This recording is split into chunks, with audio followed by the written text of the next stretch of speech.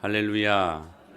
메리 크리스마스 시리즈 설교 두 번째 시간으로 오늘은 내 안에 있는 헤롯이라는 제목으로 말씀을 나눌 때에 큰 은혜가 임하기를 축복합니다. 우리는 지난주에 말씀을 살핀 대로 복음이신 예수 그리스도께서 역사적으로 실존하셨던 인물이었다라는 것을 말씀을 드렸습니다.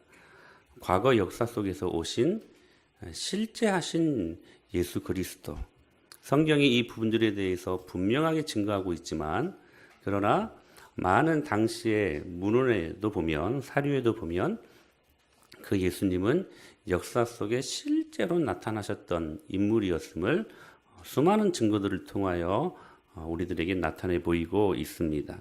또한 그 예수 그리스도께서는 현재에도 실존하십니다. 우리의 정신, 관념 속에 실제하신다. 이 톨스토이의 부활이라는 그런 책을 보면 그걸 이야기하거든요.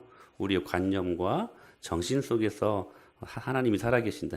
그 정도가 아니라 하나님은 리얼리티 진짜로 실제하십니다. 그분은 진짜로 살아계십니다. 할렐루야. 그래서 그 예수님은 오늘도 살아계시기에 우리가 하나님 앞에 예배할 수 있는 것입니다. 그래서 예수님이 하신 모든 말씀은 살아있습니다.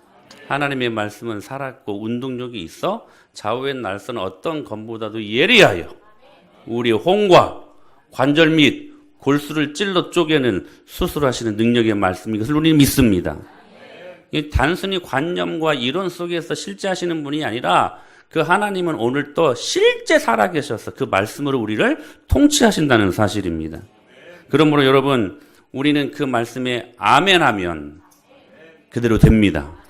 이게 우리가 세상과 구분 지을 수 있는 가장 우리가 누릴 수 있는 능력인 것이지요. 여러분, 그러므로 말씀이 떨어질 때 나의 모든 전 인격을 동원하여 아멘하면 영적인 물줄기가 여러분 바뀌게 됩니다. 사망의 물줄기를 생명의 물줄기로, 저주의 물줄기를 축복의 물줄기로 바꾸게 하심을 믿습니다. 그리고 그 예수님께서는 우리에게 은혜로 다가오셨다라는 것을 말씀드렸습니다. 그래서 마태복음 1장에 예수님의 족보에 언급된 수많은 사람들의 목록은 영웅의 목록이 아니고, 권력가의 목록이 아니고, 부자들의 목록이 아니라 은혜 받은 사람들의 목록이다라는 것을 말씀을 드렸습니다. 약한 사람들을 불러서 주께서 선택하시고 구속사의 도구로 사용하신 하나님의 은혜. 여러분, 복음은 은혜입니다. 그 은혜의 최대의 수혜자가 저와 여러분들 아니겠습니까? 그런데 그 은혜를 우리가 받아야 되고, 그 은혜 아니면 절대로 살아갈 수 없는 저희들이기에 하나님의 은혜는 절대적인 것입니다. 이 은혜 못 받으면 안 돼요. 여러분, 이 주일에요, 여러분이 예배로 나오지 않았습니까? 은혜 받아야 됩니다. 은혜 못 받으면 한 주간을 살아갈 수가 없어요. 은혜 받아야 살아요. 우리가 세상을 살아갈 수 있는 유일한 한 가지는 은혜의 힘입니다. 저 하늘로부터 공급되어지는 violent wind, 강력한 폭력적인 바람이, 그 은혜가 저와 여러분들을 강타할 때에 한 주간은 여러분 능력 있게 살아갈 수 있는 것이죠. 그러므로 은혜 받아야 됩니다. 그런데 그 은혜를 제대로 알기 위해 반드시 우리에게 선행되어야 할 작업들이 있는데, 그 작업이 뭔가? 오늘 성경은 이에 대한 정확한 답을 예수님의 이름 속에서 말씀하고 있습니다. 이렇게 말씀하시죠. 시작. 아들을 낳으리니 이름을 예수라 하라. 이는 그가 자기 백성을 그들의 죄에서 구원할 자이심이라 하니라. 할렐루야. 여러분, 우리는 예수님의 성탄을 여러 가지로 의미 부여해 왔습니다. 이를테면 가난하고 가진 것 없는 루저들을 위해 이 땅 가운데 오셨느니 하는 이러한 의미를 살펴보기도 합니다. 또 어떤 경우에는 이렇게 예수님이 이 땅 가운데 오셨다라고 말을 합니다. 힘없고 연약한 자들에게 소망이 되기 위해 오셨다. 또 어떤 일이 이렇게 말합니다. 이 땅이 전쟁과 기근으로 몸살을 앓고 있어서 평화와 소망을 주시기 위해 주님께서 성탄하셨다. 예, 맞습니다. 여러 가지 이유입니다. 그러나 여러분, 다 본질에서 벗어나는 것입니다. 예수님이 성탄하신 이유가 뭔가? 여러분, 오늘 그 이름 속에서 말씀하십니다. 우리의 죄 때문입니다. 죄로 말미암아 영벌에 처한 우리들을 구원하시기 위해 영적인 전쟁을 치르시기 위해 이 땅 가운데 강림하셨다는 사실입니다. 죄로 말미암아 영벌에 처한 우리들을 구원하시기 위해, 그리고 예수님은 이 영적인 전쟁에 부름받은 저와 여러분과 같은 영적인 군사들의 대장이 되셔서 이 전쟁의 승리, 즉 죄와 사망의 권세를 박멸코자 오셨다는 사실입니다. 즉 은혜를 우리가 알기 위해, 이 귀한 하나님의 은혜를 경험하기 위해 반드시 필요한 선행되어야 될 작업은 뭐냐? 죄에 대한 해결이라는 사실입니다. 그렇다면 여러분, 우리가 죄에 대한 해결을 얻기 위해 죄가 무엇인지를 여러분 정확하게 살펴봐야 되지 않겠습니까? 죄가 무엇일까요? 죄가 무엇일까요? 우리는 죄를 이야기할 때 살인, 간음, 도둑질 등등 누구를 속이고 빼앗고 이런 것들을 말하지만 이런 것들은 죄의 열매입니다. 죄의 근본은 아닙니다. 죄는 무엇인가? 죄는 이것입니다. 자기가 주인되고 자기가 왕되고 싶은 것에서부터 죄는 시작되어진다는 사실입니다. 사사기 21장 25절에 이렇게 말씀하셨죠. 시작. 그때 이스라엘에 왕이 없으므로 사람이 각기 자기네 소견에 오른 대로 행하였더라. 그때에 뭐가 없었어요? 왕이 없었기 때문에 누가 왕이 되었던 시대였습니까? 자기 자신이 왕이 되었던 시대가 사사시대였습니다. 여러분, 그러므로 사사시대는요, 저 옛날 태고 쪽에 저 이스라엘의 한 역사 속에, 흑 역사 속에 갇힌 그런 이야기가 아니라 오늘 또 내 마음 안에 왕이신 예수 그리스도가 없고 내가 주인되고 내가 왕이고 싶은 삶을 살아가는 그 사람들이 사는 시대가 바로 사사시대라는 것입니다. 그러므로 그 사사시대는 오늘 또 이루어지는 것입니다. 오늘 또 여러분 존속될 수 있는 것입니다. 전 여러분들이 사사시대를 살지 않게 되기를 축복합니다. 결국 여러분, 아담이 왜 선악과를 따먹었습니까? 이유는 뭡니까? 하나님처럼 되고 싶어서. 자기가 주인 되고 싶어서. 정확히 그 워딩을 하잖아요. 하나님처럼 되고 싶어서 선악과를 따먹은 것 아닙니까? 자기가 왕 되고 싶어서.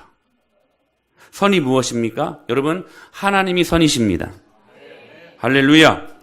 그러므로 하나님 뜻대로 사는 것이 선한 삶입니다. 근데 여러분, 언제 하나님 뜻대로 여러분 이루어집니까? 순종할 때입니다. 순종할 때 하나님의 뜻이 이루어지지요. 그래서 여러분, 진짜 웰빙은 하나님 뜻대로 사는 것입니다. 여러분, 웰빙의 기준을 바꾸셔야만 합니다. 이 세상에서 호의호식하며 여러분 그냥 일락을 즐기며 사는 것이 웰빙이 아니라, 웰빙은 뭐냐면 하나님 뜻대로 사는 것이래요. 그런데 이 포스트 모더니즘 시대에 우리가 살고 있는 우리에게 선이란 절대적이 아닙니다. 절대선이라는 게 없는 것 같아요. 각자 자기의 속인의 오름이 그게 선이 되는 이 세상. 모든 게 상대적입니다. 그래서 예수께서 가라사대 내가 곧 길이요 진리요 생명이라는 말씀이 이 사람들에게는 이해될 수 없어요. 하나밖에 없는 진리, 하나밖에 없는 여러분 길, 할렐루야, 하나밖에 없는 생명을 우리는 예수님으로 믿지 않습니까? 근데 이 사람들에게는 진리라는 것도 상황에 따라서 바뀔 수 있다는 거, 얼마든지 상황에 따라 바뀔 수 있다는 거예요. 절대 진리관이 없죠. 그러므로 절대 선이라는 것도 없어요. 각자 자기 속인의 오름이 그게 선이에요. 그런데 이 시대에 유독 절대로 존재하는 것이 있습니다. 그게 뭐냐면 자기 자신이에요. 자기 자신이 맞다고 하면 그게 선이에요. 선을 평가하는 중심에 누가 있냐면 하나님이 아니라 자기 자신에게 있다는 거예요. 모든 삶의 영역에서 가치 기준이 자기 자신이야. 자기가 절대적인 거예요, 자기가. 겉모습으로는 그리스도인처럼 의무를 행하며 생활하지만 가치를 판단하는 결정적인 순간에 모든 기준에 있어서 여전히 성경 진리가 아니라 자기 판단이 중심되고 있는 삶. 그래서 하나님 보시기에 소중하고 중요한 것이 하찮게 여겨지는 것입니다. 자기 자신이 판단한 가치에 대해서는 그렇게 목숨 걸고 사는데 하나님 보시기에 소중하고 중요한 것은 하찮게 여겨지는 거예요. 여러분, 죄가 뭡니까? 자신이 주인 되고 자신이 왕 되고 싶은 것. 결국 모든 죄의 열매는 이것을 근간으로 한다는 사실입니다. 오늘 본문에 보면 자신이 유대인의 주인이 왕 되고 싶어 했던 한 왕이 등장합니다. 누구입니까? 헤롯입니다. 성경은 죄의 근본을 언급하면서 유독 이 장에서 유대의 그 왕 이야기가 빈번하게 반복되는 것을 보게 되어집니다. 마태복음 2장의 스토리는 그러므로 왕의 스토리예요. 당시 유대를 통치한 헤롯 왕과 우리들의 진정한 왕 예수 그리스도를 대비시키면서 누가 진짜 왕인가라는 것을 묻는 말씀이 오늘 우리가 읽었던 마태복음 2장의 본문이라는 것입니다. 그러면서 유대인의 왕이고 싶어 했던 헤롯의 이야기가 상세하게 기록되어 있는데요. 하루는 여러분 잘 아는 스토리입니다.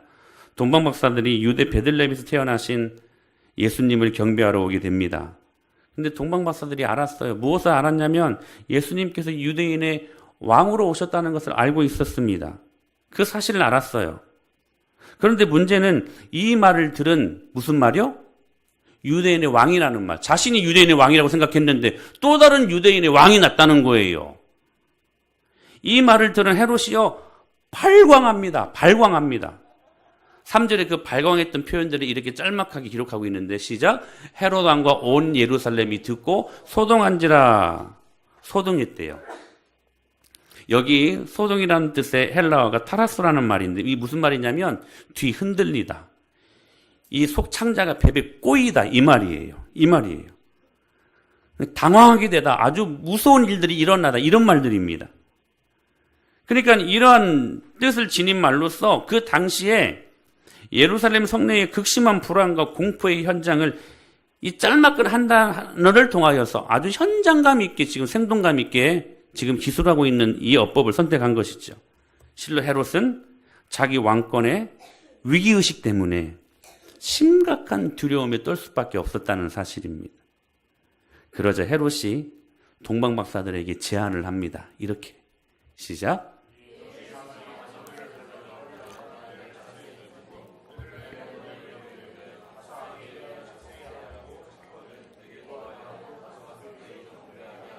여러분, 헤롯이 동방박사들에게 제안했던 이유가 무엇입니까? 그 또 다른 유대인의 왕을 죽이려고. 그럴싸한 이유를 가지고 무슨 경배를 해요, 헤롯이. 자기가 왕인데. 결국은 죽이려고. 그런데 박사들이 헤롯의 그 제안을 거절하고 고국으로 돌아갑니다. 이 사실을 안 헤롯이요, 풍기하며 예수님이 탄생하신 그 시점을 기준으로 해가지고 2살 아래의 모든 사내 아이를 다 죽이라고 합니다. 다 죽이라고 해요. 이 어마어마한 일들, 얼마나 여러분 무서운 일들입니까? 근데 이 일들이 왜 일어나냐면 바로 우리가 이 대목을 보면서 이 헤롯에게 있었던 욕구, 그 욕구를 다른 말로 우리가 권력욕이라고 부를 수 있다는 사실입니다. 헤롯은 권력의 우상에 찌들려 살았던 사람이었습니다. 왜 사람들이 그토록 자신이 주인 되고 싶고 왕 되고 싶은 권력욕에 사로잡혔을까? 여러분, 이 권력욕은 비단 우리가 권력하면 정치인들 생각하는데요. 비단 정치인들에게만 있는 욕구가 아닙니다. 이것은요, 아주 작고 사소한 방식으로 권력을 추구할 수 있음을 우리가 주위에서 많이 보게 된다는 사실입니다. 가정에서는요, 가장이 권력욕을 갖고 있을 수 있습니다. 그래서 여러분, 끊임없이 가부장적으로 접근을 하죠. 여러분, 부부싸움에서 서로 왕되고 싶은, 부부싸움 자체는 다른 말로 말하면 왕권 여러분 쟁탈전입니다. 우리가 흔히 사회에 지금 문제가 되고 있는 갑질, 이 갑질도 여러분 하나의 권력욕이라고 말할 수 있는 것입니다. 무엇인가를 가졌다는 거예요. 못 가진 사람들을 향하여 자기의 권력을 과시하고 싶은 욕구. 동네에서는 불량배가 될 수 있고 작은 몇몇 안에서도 짝 먹고 싶은 것이 있잖아요. 직장에서는요, 상사가 될 수가 있습니다. 승진의 키를 갖고 있는 이 상사가요, 부하 직원들을 자기 마음대로 하고 싶은 그 욕구, 권력욕 아닙니까? 권력의 우상은 우리 주변에 어디에나 있는 것입니다. 그런데 왜 이런 잔인하고 헤롯이 벌인 것처럼 왜 이 무서운 일들이 지금 일어났을까? 자신이 주인 되고 싶고 왕 되고 싶은 이 권력의 우상이 왜 우리 안에 여러 가지 작은 모양이지만 여러 가지 다양한 모습으로 우리 안에 가득할까? 여러분 아십니까? 그 핵심 감정에 두려움이라는 것이 있기 때문에 그렇습니다. 제가 말씀을 준비하면서 주님이 이 은혜를 주셨어요. 이 말씀을 볼 수 있는. 가만히 보십시오, 여러분. 독재자들 치고 두려움에 사로잡혀 있지 않은 사람들이 없습니다. 강하게 보이죠? 그런데 두려움 때문에 제대로 잠을 못 잔다고 그래요, 독재자들이. 헤롯이 두려웠습니다. 유대인의 왕이 날 거라는 소식이 두려웠어요. 여러분, 사실 이 헤롯은 여러분 유대인이 아니었습니다. 그러니까 유대인의 왕이 될 수 없었던 사람이었어요. 그 사실을 본인 스스로가 알고 있었다는 것이죠. 가짜 왕이라는 것을. 그래서 진짜 왕이신 예수님이 날 거라는 소식에 자신의 권력을 빼앗길까 봐 두려웠던 것입니다. 이게 어찌 보면 헤롯의 이 눈이요, 이게 영원히 있었던 것 같아요. 진짜 왕을 알아봤어요. 그 진짜 왕 대신 예수 그리스도 앞에 자신의 왕권이 흔들릴까 봐 두려웠던 것이죠. 인간의 두려움이 여러분 권력유혹을 만듭니다. 그 두려움이 자기가 더욱더 주인 되고 싶어하고 더욱더 왕 되고 싶어하는 욕망을 만들어낸다는 것이 사실입니다. 무엇이요? 두려움이. 그런데 여러분 이 두려움이 왜 발생합니까? 여러분 성경은 딱 한마디로 그 두려움의 발생 원인을 이렇게 말합니다. 이 두려움은 하나님을 떠나 살 때 발생하는 것이라는 거예요. 창세기 3장 10절에 이렇게 말씀하십니다. 죄악을 범한 선악과를 따먹은 아담을 향하여 하나님이 부르시죠. 아담아, 네가 어디 있느냐? 아담아, 네가 어디 있느냐?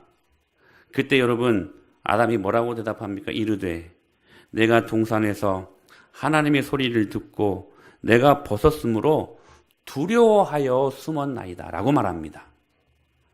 하나님을 떠난 아담에게 나타난 감정이 뭐냐? 두려움이었다는 거예요.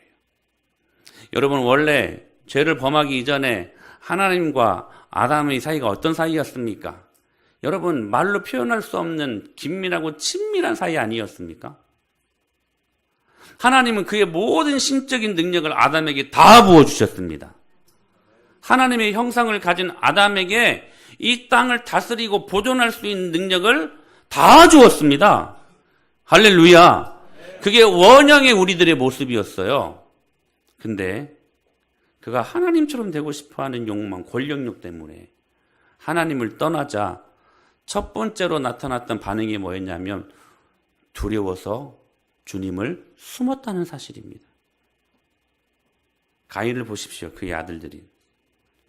하나님으로부터 멀리 떠난 가인은 두려움에 벌벌 떱니다.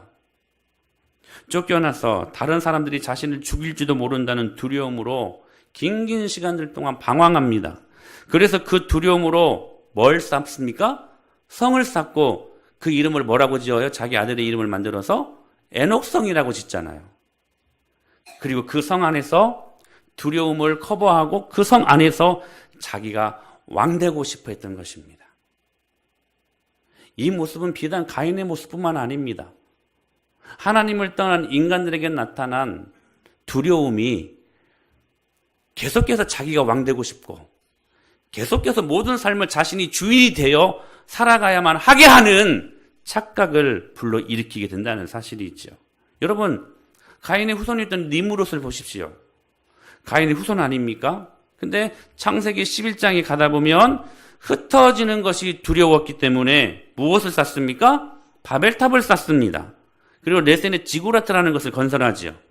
그러니까 하나님을 떠난 인간이요, 두려움을 우상에게 투사하고 그 이후로부터 하늘과 별과 수많은 것들을 숭배하기에 이르렀다는 사실입니다. 여러분, 우상이 왜 존재합니까? 인간의 두려움과 불안이 결국 우상을 만들어낸다는 사실입니다. 거기에 자신을 반영하는 거예요. 제가 체인지 오너 시리즈 설교를 하면서 우상에 대해 말씀을 드렸는데, 여러분 얼마나 많이 우상들을 제거하고 계십니까? 우상 제거하셔야 돼요. 우상을 섬기면 얼마나 여러분 우리의 영혼들이, 우리의 인생들이 피폐해진지 몰라요. 여러분 마음 안에 발견된 우상들이 있었던 우상 제거하셔야 합니다. 근데 그 우상이 갖는 세 가지 특징이 뭐라고 말씀드려요? 첫 번째는 모든 것이 우상될 수 있다. 두 번째는 나라는 자신이 반영된 것이다. 세 번째는 내가 만들어낸 그 우상은 반드시 나를 뭐하게 된다? 배신하게 된다. 배신하게 된다. 여러분, 구약의 대표적으로 일컬어지는 우상이 바알 우상입니다. 여러분, 바알 신이 진짜 있습니까? 없어요. 하나님 말고는 신이 없어요. 할렐루야. 실제로 존재하는 것이 아닙니다. 그러나 풍요로움을 갈망하는 인간의 탐심이 만들어낸 것이 바알 우상이라는 거예요. 그 풍요로움이 없으면 죽을 것 같은 두려움 때문에. 결국 두려움이 우상을 만들어내는 거라는 거예요. 몰록 우상, 이거 아주 무서운 우상입니다. 인신제사를 바치게 하는. 근데 여러분, 몰록이라는 신이 있습니까? 없습니다. 없어요. 단지 여러분 말도 못하고 걸어다니지도 못하는 이 몰록 우상, 단지 소원 성취를 갈망하는 인간의 욕망이 반영된 여러분 우상 아닙니까? 그 소원 성취가 안 되면 죽을 것 같은 두려움 때문에 우상을 만들어낸다는 사실이에요. 아세레 우상, 여러분 실제로 존재합니까? 존재하지 않습니다. 다시 말씀드립니다. 여러분, 하나님 말고는 신이 없습니다. 여러분 믿습니까? 화를 주거나 복을 주지 못합니다. 근데 우리는 그 주는 것처럼 생각하고 온갖 더러운 것들이 우리들의 마음을 바치는 삶을 혹 살지는 않았습니다. 회개하셔야 돼요. 그거. 아세라, 다산의 축복을 상징하는 신 아닙니까? 우상 아닙니까? 즉 다산의 축복을 갈망하는 인간의 탐욕이 반영된 우상 아닙니까? 이거 없으면 죽을 것 같은 두려움 때문에 우상을 만들어낸다는 사실이에요. 다 내가 주인 되고 싶어서. 그래서 욕심과 탐심, 인간의 두려움이 만들어내는 것들이 결국 우상으로 귀결된다는 사실입니다. 결국 나라는 주인이 내 안에서 내 삶의 주인 노릇하는 것. 여러분 그게 우상 아니겠습니까? 그러므로 여러분 우상은 인간의 두려움이 만들어낸 결정판이라는 사실들입니다. 16세기 일본이요, 고립된 섬이라는 그 아킬레스건 때문에 계속해서 거기서 벗어나려고 대륙에 편입하려고 합니다. 그래서 우리나라를 이렇게 공격해 왔고, 근데 아무리 공격해 왔지만 실패하자 막부 정치 시절에 미국의 페리 제독이 군함을 대동해 가지고 일본을 쳐들어왔는데 그때 아주 극한 두려움에 빠집니다.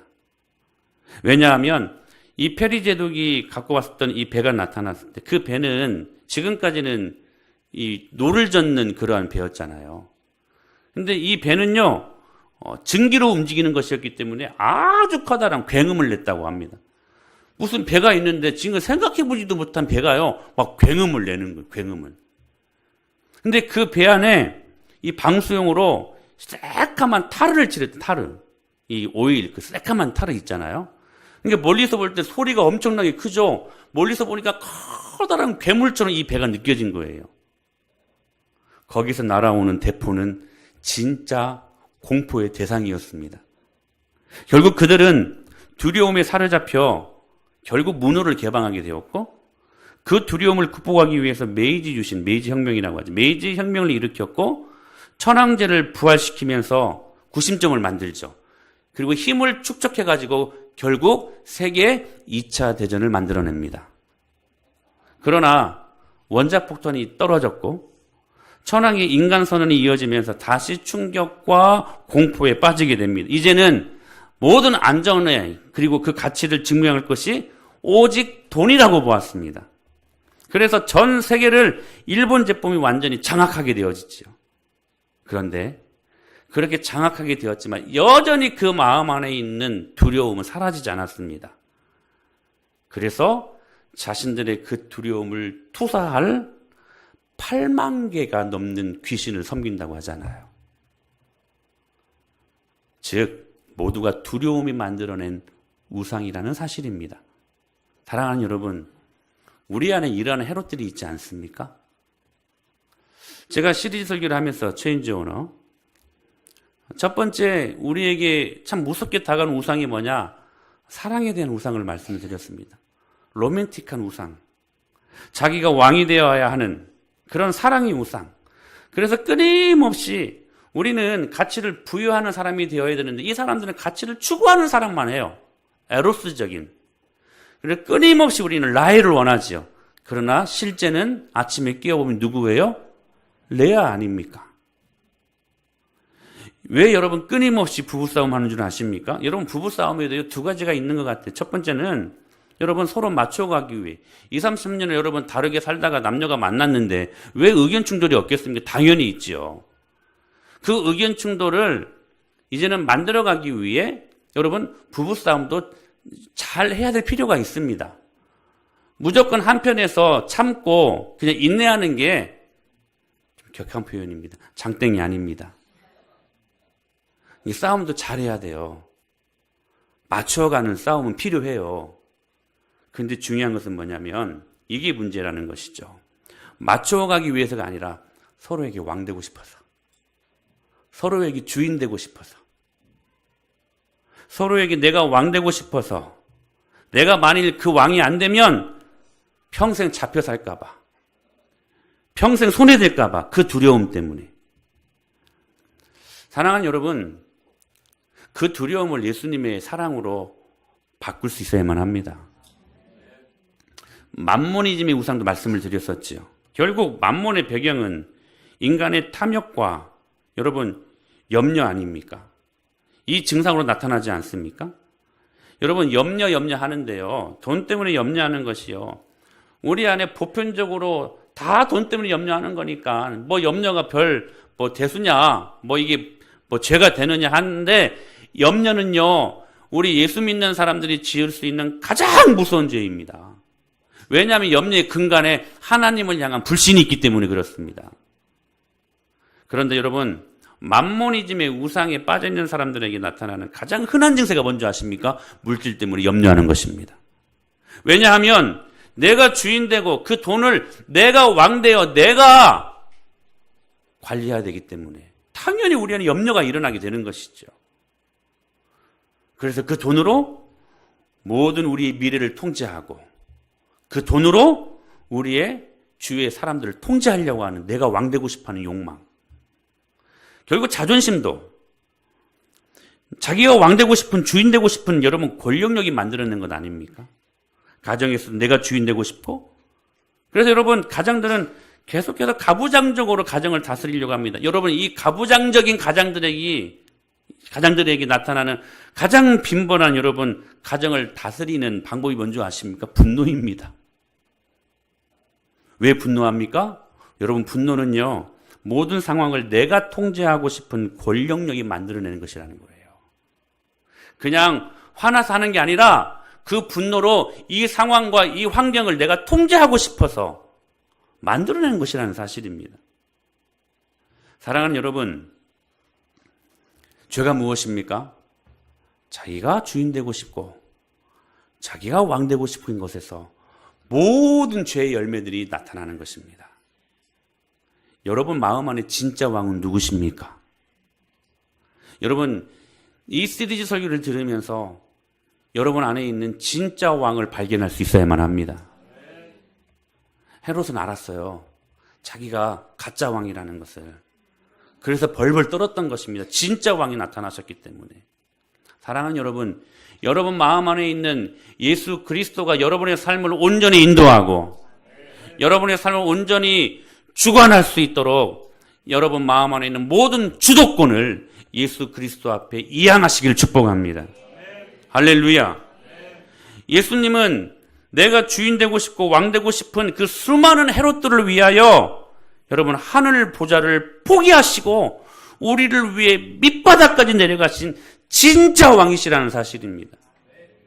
여러분 진짜 왕은 섬기는 왕이래요. 이렇게 말씀하셨기 때문에 그래요. 시작.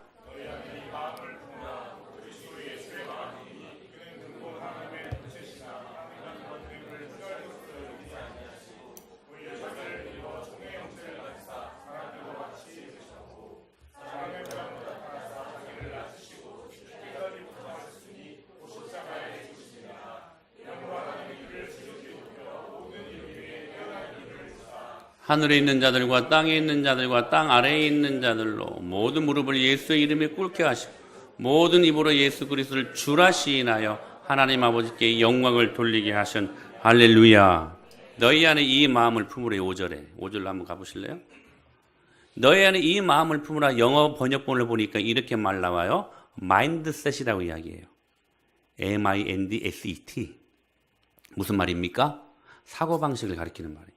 너희들의 사고방식을 바꿔라 이 말이에요.